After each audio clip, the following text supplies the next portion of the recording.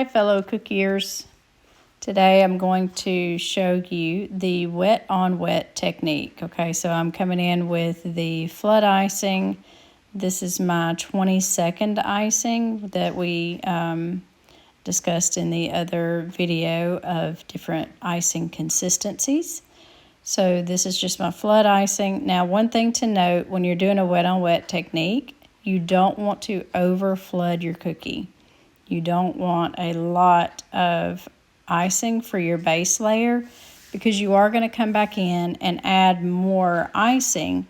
And if you put too much of your flood icing when you come back in with the other, it's just going to spill over the side of your cookie. Now here I'm just making sure that the edges are all clean.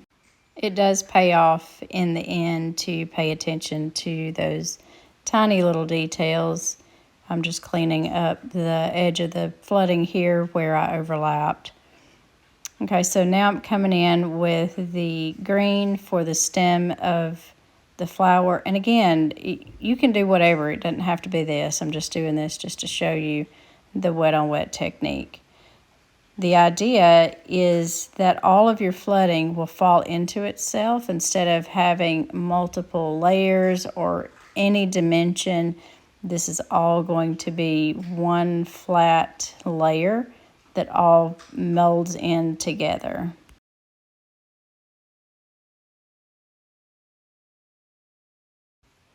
This icing is a little thicker than my flood icing.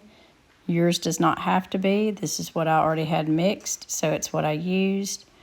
This icing is a blush pink. It was left over from another project that I had. So I'm just doing a simple flower. Again, very simple, just to show you the technique. So after I have the flower petals drawn out here, I'm going to go back in and fill them in. Now all of this will fall into itself and all of it will become flat against the flood icing or the base layer. You just want to, especially if you're using something that has a really high contrast color, you want, depending on what look you're going for, if you're not doing some abstract, you want to make sure that you have all of that filled in. And then I'm just doing the center. Now this icing, it's not a flood icing either. The yellow, it's pretty thick. And then I'm just going to take my scribe tool and push those in so that it's all flat with the base layer.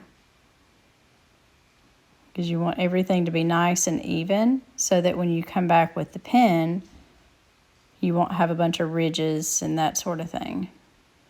So I have let it dry, and I'm going to come back in and just do some trim around the stem and the leaves. Now you have to let this dry, okay? Don't try to do this within 20 or 30 minutes. I let these cookies dry under the fan for almost an hour and a half.